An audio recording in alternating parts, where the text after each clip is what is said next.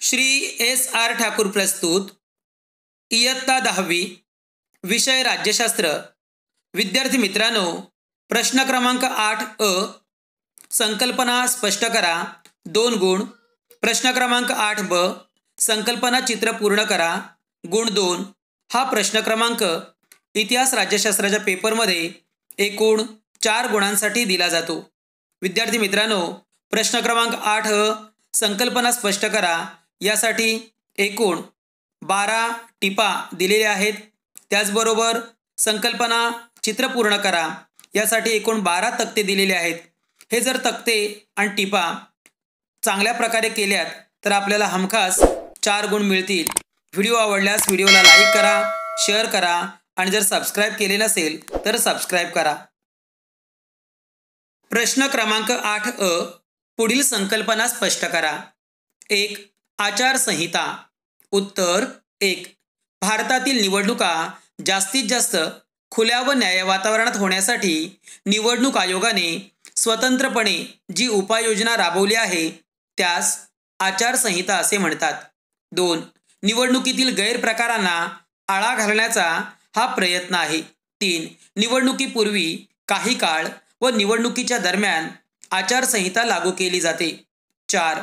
आचारसंहितेच्या काळात सरकार, राजकीय पक्ष, मतदार यांना काही नियमांचे पालन करावे लागते। 5. आचारसंहितेच्या नियमांचा शासनालाही भंग करता येत नाही। प्रश्न क्रमांक 2 माहितीचा अधिकार। उत्तर 1. पारदर्शकता आणि उत्तरदायित्व ही सुशासनाची 2 वैशिष्ट्ये प्रत्यक्षात आणण्यासाठी भारतीय नागरिकांना माहितीचा अधिकार देण्यात आला। 2. माहितीच्या अधिकारामुळे शासनाच्या कारभारातील गोपनीयता कमी झाली। 3. माहितीच्या अधिकारामुळे शासनाचे व्यवहार अधिक खुले व पारदर्शी होण्यास मदत झाली। 4. माहितीच्या अधिकारामुळे शासन व नागरिक यांच्यातील अंतर कमी होऊन संवाद वाढीस लागला, त्यामुळे लोकशाही सुदृढ होण्यास मदत झाली। प्रश्न क्रमांक 3 मतदारसंघाची पुनर्रचना। उत्तर 1. लोकसभेतील एकूण सदस्य संख्या 543 आहे। 2. प्रत्येक सभासद एका मतदारसंघाचे प्रतिनिधित्व करतो, म्हणजेच लोकसभेचे एकूण 543 मतदारसंघ आहेत। 3. मतदारसंघ निर्माण करण्याचे काम निवडणूक आयोगाच्या परिसीमन समितीचे असते। 4. कोणत्याही दबावाखाली न येता ही यंत्रणा तटस्थपणे मतदारसंघाची निर्मिती करते। प्रश्न क्रमांक 4 निवडणूक आयोगाची कार्ये। उत्तर 1. मतदार याद्या तयार करणे, त्या अद्ययावत करणे, नव्या मतदारांचा समावेश करणे आणि मतदारांना ओळखपत्र देणे। 2. निवडणुकांचे वेळापत्रक व संपूर्ण कार्यक्रम ठरवणे। 3. निवडणूक लढवू इच्छिणाऱ्या उमेदवारांनी भरलेल्या अर्जाची छाननी करणे। 4. राजकीय पक्षांना मान्यता देणे, एखाद्या पक्षाची मान्यता रद्द करणे व राजकीय पक्षांना निवडणूक चिन्ह देणे। 5. निवडणुकीसंबंधी काही वाद निर्माण झाल्यास ते सोडवणे, तसेच एखाद्या मतदारसंघात पुन्हा निवडणुका घेणे। प्रश्न क्रमांक 5 आदिवासी चळवळ। उत्तर 1. स्वातंत्र्यपूर्व काळात ब्रिटिशांनी आदिवासींच्या जंगल संपत्तीवर उदरनिर्वाह करण्याच्या हक्कावर गदा आणली। 2. ब्रिटिशांना विरोध करण्यासाठी व आपल्या अधिकारासाठी छोटा नागपूर परिसरातील कोलाम, ओडिशातील गोंड, महाराष्ट्रातील कोळी, भिल्ल व रामोशी, बिहारमधील संथाळ, मुंडा इत्यादी आदिवासींनी मोठ्या प्रमाणात उठाव केला। 3. वनांवरील अधिकार मान्य करावेत, वनातील उत्पादने गोळा करणे, वनजमिनीवर लागवड करणे इत्यादी आदिवासींच्या प्रमुख मागण्या होत्या। 4. वनांवरील अधिकार नाकारल्यामुळे आदिवासींनी मोठ्या प्रमाणावर उठाव केला व आदिवासी चळवळ सुरू ठेवली। प्रश्न क्रमांक 6 हक्काधारित दृष्टिकोन। उत्तर 1. स्वातंत्र्यानंतरच्या काही दशकांमध्ये भारताचे लोकशाहीकरण व्हावे म्हणून अनेक सुधारणा झाल्या, परंतु त्यात नागरिकांकडे लाभार्थी म्हणून पाहण्याची दृष्टी होती। 2. गेल्या काही दशकातील सुधारणा मात्र नागरिकांचा तो हक्कच आहे या भूमिकेतून येत आहेत। 3. नागरिक हे लाभार्थी नसून नागरिकांसाठी केलेल्या सुधारणा हा नागरिकांचा हक्कच आहे हा नवा दृष्टिकोन विकसित झाला। 4. नागरिकांसाठी केलेल्या सुधारणा हा नागरिकांचा हक्कच आहे या नव्या दृष्टिकोनामुळे शासन व नागरिक यांच्या संबंधात वाढ झाली। प्रश्न क्रमांक 7. मध्यावधी निवडणुका. उत्तर 1. निवडून आलेले सरकार मुदत पूर्ण होण्याआधीच अल्पमतात आले किंवा आघाडीचे शासन असल्यास अथवा घटक पक्षांनी पाठिंबा काढून घेतल्यास बहुमत संपुष्टात येते. 2. पर्यायी सरकार स्थापन करण्याची शक्यता नसेल तर अशा वेळेस मुदत पूर्ण होण्याआधीच निवडणुका घ्याव्या लागतात आणि त्या मध्यावधी निवडणुका म्हणून ओळखल्या जातात. प्रश्न क्रमांक 8. प्रादेशिक पक्ष. उत्तर 1.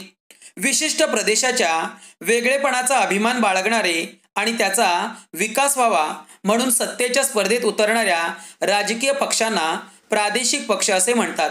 2. प्रादेशिक पक्षांचा प्रभाव त्याच्या प्रदेशापुरता मर्यादित असतो. 3. प्रादेशिक पक्ष आपल्या प्रदेशात प्रभावी भूमिका घेऊन राष्ट्रीय राजकारणावर आपली छाप पाडतात. 4. प्रादेशिक पक्ष प्रादेशिक समस्यांना प्राधान्य देतात. 5. आपल्या प्रदेशाचा विकास करण्यासाठी प्रादेशिक पक्षांना केवळ अधिकारांऐवजी स्वायत्ता आवश्यक वाटते.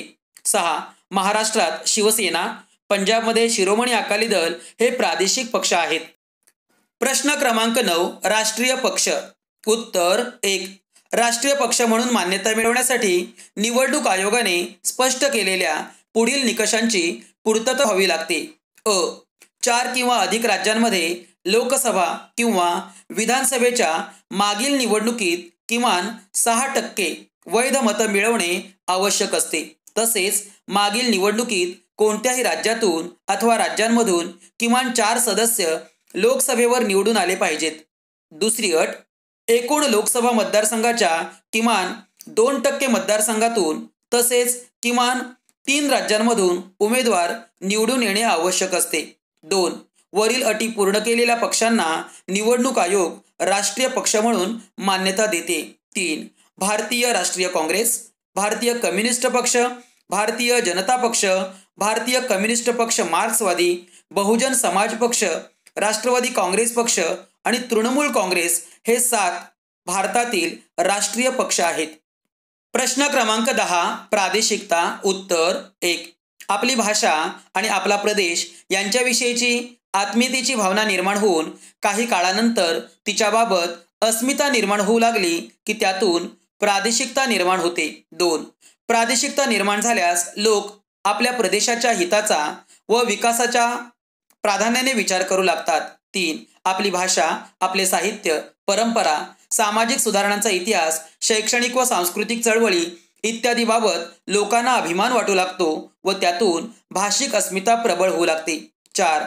आपल्या प्रदेशाचा विकास, साधनसामुग्री व रोजगाराच्या संधीवर आपला हक्क असावा या भावनेतून प्रादेशिकता निर्माण होते. 5. आपल्या प्रदेशाच्या हितसंबंधाचे जतन करण्याचा प्रत्येक जण प्रयत्न करतो. प्रश्न क्रमांक 11. ग्राहक चळवळ. उत्तर 1. 1986 मध्ये ग्राहक संरक्षण कायदा अस्तित्वात आला. त्यानंतर ग्राहक चळवळीचा उदय झाला. 2. ग्राहकांचे संरक्षण करणे हे ग्राहक चळवळीचे व्यापक उद्दिष्ट आहे. 3. समाजातील प्रत्येक घटक हा ग्राहक असतो. अर्थव्यवस्थेतील बदलांमुळे तसेच समाजव्यवस्था बदलल्यामुळे ग्राहकांवर परिणाम होतो. 4. ग्राहकांना अनेक समस्यांना तोंड द्यावे लागते, जसे भेसळ, वस्तूंची वाढलेली किंमत, वजनमापांची फसवणूक इत्यादी. 5. फसवणुकीपासून ग्राहकांचे संरक्षण करण्यासाठी ग्राहक संरक्षण चळवळ अस्तित्वात आली. प्रश्न क्रमांक 12. कामगार चळवळ. उत्तर 1. भारतातल्या कामगार चळवळीला औद्योगिकरणाची पार्श्वभूमी आहे. 2. 19व्या शतकाच्या उत्तरार्धात भारतात कापड गिरण्या, रेल्वे कंपन्या यांसारख्या उद्योगांची सुरुवात झाली. 3. 1899 मध्ये रेल्वे कामगारांनी आपल्या मागण्यांसाठी संप केला. 4. कामगारांचे प्रश्न सोडवण्यासाठी अनेक संघटना स्थापन झाल्या, उदाहरणार्थ all India trade union Congress. 5. 1960 आणि 1970च्या दशकात कामगार चळवळीची अनेक आंदोलनं झाली. 6. अस्थिर रोजगार, कंत्राटी कामगार, असुरक्षितता, अमर्याद कामाचे तास, अनारोग्य इत्यादी समस्या सोडवण्यासाठी कामगार चळवळीने प्रयत्न केले. विद्यार्थी मित्रांनो, परीक्षेत एकूण 2 संकल्पना विचारल्या जातात. त्यापैकी एक संकल्पना लिहिणे अपेक्षित आहे. या संकल्पनांचा जर सखोल अभ्यास केलात तर आपल्याला हमखास 2 गुण मिळतील. आता आपण संकल्पना चित्रे यांबाबत माहिती घेऊ. प्रश्न क्रमांक 8ब, पुढील संकल्पना चित्र पूर्ण करा. विद्यार्थी मित्रांनो, एकूण 2 संकल्पना चित्र दिली जातात. त्यापैकी कोणतेही एक संकल्पना चित्र पूर्ण करणे अपेक्षित असते. त्यासाठी 2 गुण दिले जातात. प्रश्न क्रमांक 1, लोकशाही सुशासनाची वैशिष्ट्ये. उत्तर 1, उत्तरदायित्व, जबाबदारी जाणणारे सरकार. 2, प्रभावी आणि कार्यक्षम सरकार. 3, प्रतिसादात्मक सरकार. 4, पारदर्शी कारभार. 5, न्याय्य व सर्वसमावेशक विकास. आणि 6, शासकीय यंत्रणेत व निर्णय प्रक्रियेत लोकांचा सहभाग. प्रश्न क्रमांक 2, निवडणूक प्रक्रिया. 1, मतदारसंघाची निर्मिती. 2, मतदार याद्या निश्चिती. 3, उमेदवारांकडून नामांकन पत्र व छाननी. 4, निवडणूक प्रचार. 5, प्रत्यक्ष मतदान. 6, मतमोजणी. 7, निवडणुकांचे निकाल. आणि 8, निवडणुकासंबंधीच्या वादाचे निराकरण. प्रश्न क्रमांक 3, महिलांच्या स्वातंत्र्यासाठी व विकासासाठी झालेले कायदे. 1, वडिलांच्या व पतीच्या संपत्तीत महिलांना समान वाटा. 2, हुंडा प्रतिबंधक कायदा. 3, लैंगिक अत्याचारापासून संरक्षण देणारा कायदा. 4, घरगुती हिंसाचार प्रतिबंधक कायदा. प्रश्न क्रमांक 4, संविधानाच्या मूलभूत चौकटीतील समाविष्ट तरतुदी. 1, शासनाचे प्रजासत्ताक आणि लोकशाही स्वरूप. 2, संविधानाचे संघराज्यात्मक स्वरूप. 3, देशाच्या ऐक्य व एकात्मतेचे संवर्धन. 4, देशाचे सार्वभौमत्व. आणि 5, धर्मनिरपेक्षता आणि संविधानाची सर्वश्रेष्ठता. प्रश्न क्रमांक 5, निवडणूक प्रक्रिया. निवडणूक आयोग आणि भूमिका. 1, मतदारसंघाची निर्मिती करणे. 2, मतदार याद्या निश्चित करणे. 3, निवडणुकीचे वेळापत्रक तयार करणे. 4, आचारसंहिता लागू करणे. मतदार आणि भूमिका. 1, मतदान करणे. 2, प्रचार सभांना हजर राहणे. 3, आचारसंहितेच्या नियमांचे पालन करणे. राजकीय पक्ष व त्यांचे उमेदवार यांची भूमिका. 1, आपले उमेदवार निवडणुकीसाठी उभे करणे. 2, निवडणुकीचा प्रचार करणे. आणि 3, आचारसंहितेच्या नियमांचे पालन करणे. प्रश्न क्रमांक 6, भारतातील आदिवासी चळवळ. महाराष्ट्र, कोळी, त्याचबरोबर भिल्ल आणि रामोशी सुद्धा लिहू शकता. छोटा नागपूर, कोलाम, ओडिशा, गोंड, बिहार, मुंडा, त्याचबरोबर संथाळ सुद्धा लिहू शकता. प्रश्न क्रमांक 7, लोकप्रतिनिधींची गुणवैशिष्ट्ये. पहिलं गुणवैशिष्ट्य. 1, कार्यक्षम. 2, प्रामाणिक. 3, विश्वासू. आणि 4, जनमताची कदर करणारा. प्रश्न क्रमांक 8, महाराष्ट्रातील प्रादेशिक पक्ष. विद्यार्थी मित्रांनो, येथे फक्त महाराष्ट्रातील प्रादेशिक पक्ष लिहिणे अपेक्षित आहे. 1, शिवसेना. 2, महाराष्ट्र नवनिर्माण सेना. 3, शेतकरी कामगार पक्ष. 4, समाजवादी पक्ष. 5, स्वाभिमानी पक्ष. याबरोबर लोकसंग्राम, राष्ट्रीय समाज पक्ष, बहुजन विकास आघाडी इत्यादी पक्षांची नावं सुद्धा लिहू शकता. प्रश्न क्रमांक 7, राष्ट्रीय पक्ष. विद्यार्थी मित्रांनो, येथे फक्त राष्ट्रीय पक्ष जे 7 आहेत त्यांचीच नावं लिहिणे अपेक्षित आहे. 1, भारतीय राष्ट्रीय काँग्रेस. 2, भारतीय कम्युनिस्ट पक्ष. 3, भारतीय जनता पक्ष. 4, भारतीय कम्युनिस्ट पक्ष मार्क्सवादी.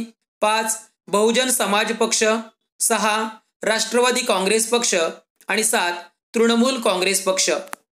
प्रश्न क्रमांक 10, भारतातील राष्ट्रीय पक्ष याबाबत स्थापना वर्षानुसार कालरेषा तयार करा. इसवी सन 1885 भारतीय राष्ट्रीय काँग्रेस. इसवी सन 1925 भारतीय कम्युनिस्ट पक्ष. इसवी सन 1980 भारतीय जनता पक्ष. इसवी सन 1999 राष्ट्रवादी काँग्रेस पक्ष. इसवी सन 1998 तृणमूल काँग्रेस. प्रश्न क्रमांक 11, भारतातील प्रमुख चळवळी. 1, आदिवासी चळवळ. 2, शेतकरी चळवळ. 3, कामगार चळवळ. 4, स्त्री चळवळ. 5, पर्यावरण चळवळ. आणि 6, ग्राहक चळवळ. प्रश्न क्रमांक 12, स्वातंत्र्यपूर्व काळातील स्त्री चळवळीत पुढाकार घेणारे स्त्री पुरुष सुधारक. 1, ईश्वरचंद्र विद्यासागर. 2, राजा राममोहन रॉय. 3. महात्मा ज्योतिराव फुले. 4. महर्षी धोंडो केशव कर्वे. 5. सावित्रीबाई फुले. 6. पंडिता रमाबाई. आणि 7. रमाबाई रानडे. विद्यार्थी मित्रांनो, संकल्पना तक्ता तयार करताना पेनाचा वापर करा. तसेच बोर्डाच्या प्रश्नपत्रिकेमध्ये ज्या पद्धतीनं संकल्पना तक्ता दिला असेल तसाच तक्ता आपण पेपरमध्ये तयार करणे अपेक्षित आहे. संकल्पना तक्ते यासाठी एकूण 12 तक्ते हे दिलेले आहेत. या तक्त्यांचा चांगला अभ्यास करा, म्हणजे आपल्याला हमखास 2 गुण मिळतील. विद्यार्थी मित्रांनो, प्रश्न क्रमांक 9 यासाठी आपल्याला 2 गुण मिळवायचे असतील तर पुढील व्हिडिओ पहा. असेच नवनवीन व्हिडिओ पाहण्यासाठी व्हिडिओला लाईक करा, शेअर करा आणि जर सबस्क्राईब केले नसेल तर सबस्क्राईब करा. धन्यवाद.